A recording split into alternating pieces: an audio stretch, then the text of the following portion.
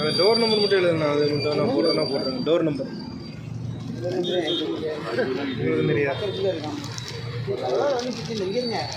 சரிங்க விலை போயிட்டாங்க. சரிங்க. முடிஞ்சிடும்.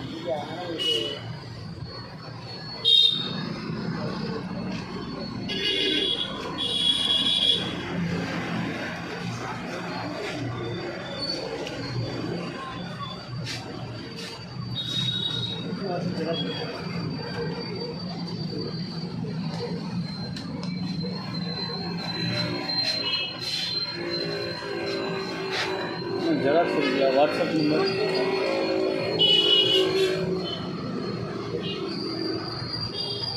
வீடு வந்து நான் அட்வான்ஸ் கொடுத்து நான் சொன்னதுக்கப்புறம் பாருங்கள் கழிச்சு காரியமாக போகலாம். அதுக்கு முன்னாடி யாராவது வந்து பேச எதுவும் பேச மாட்டாங்க. நீங்கள் எல்லாம் பேசி முடிச்சாச்சு, யாரும் வந்து எதுவும் பேச மாட்டாங்க. அப்போ வந்து ஏதாவது காலி விடுற மாதிரி எதாவது பேசினாங்க வீட்டோட பேசி முடியும். காலிவெண்ட்டை பற்றி இதுக்கு ஏதாவது பேசுகிறாருன்னா வீட்டோட பேசுங்க, அது இன்னும் சம்மந்தம் இல்லை. அவர் சொன்னது வரை நான் காலையில் முடியும்.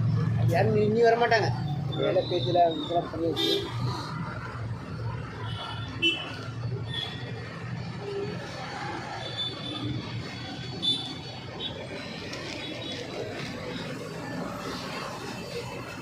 அந்த சாட்சி இதில் கையெழுத்து போடணுங்களா?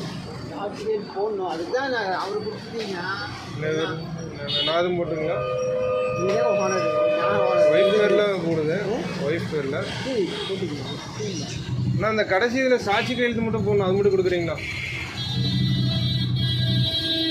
கையெழுத்து போட்டு தந்துடுறேன். வேற ஆள் போடணுங்கிறீங்களா? பரவாயில்ல விடுங்க, அது இன்னும் பிரச்சனை இல்லை. அதுதான் அவருக்கு கொடுத்துருக்கேன். ஏன்னா அப்போ அவரு ஒரு ஏஜென்ட் வந்து அவர்கிட்ட வாங்கிக்கிங்க. நான் சொல்லிடுறேன். அவருக்கு கேட்கும்போது சொல்லிடுறேன். மெயின் வீட்டுக்காருக்கு தெரிஞ்சவங்க நான் எனக்கு அன்றைக்கி பேசும்போது கேட்கும்போது நல்லா தெரியும். நாங்கள் கேட்கும்போது வர வச்சு அங்கே வச்சு சைன் போட்டு ஒரு ஜெராக்ஸ் எடுத்து நான் அனுப்பிச்சுட்ருக்கேன். ஃபுல்லாக பிளாக் அண்ட் ஒயிட். நான் போட்டு அவர் கூட்டுவார். சரி, அதனால பயப்படுற மாதிரி எதுவும் இல்லை. ஓகேவா? உங்கள் காசு உங்களுக்கு சேஃபு. நீங்கள் பயப்படுற மாதிரி எதுவும் நடக்காது. உங்கள் பணம் ஒரு மாதம் 2 மாதத்துக்குள்ளே உங்கள் பணம் உங்கள் கைக்கு வந்து சாரிங்க.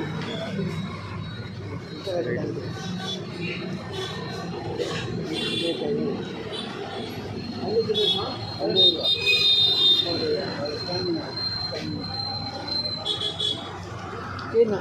சரிங்க, நான் அடிக்கலாம்.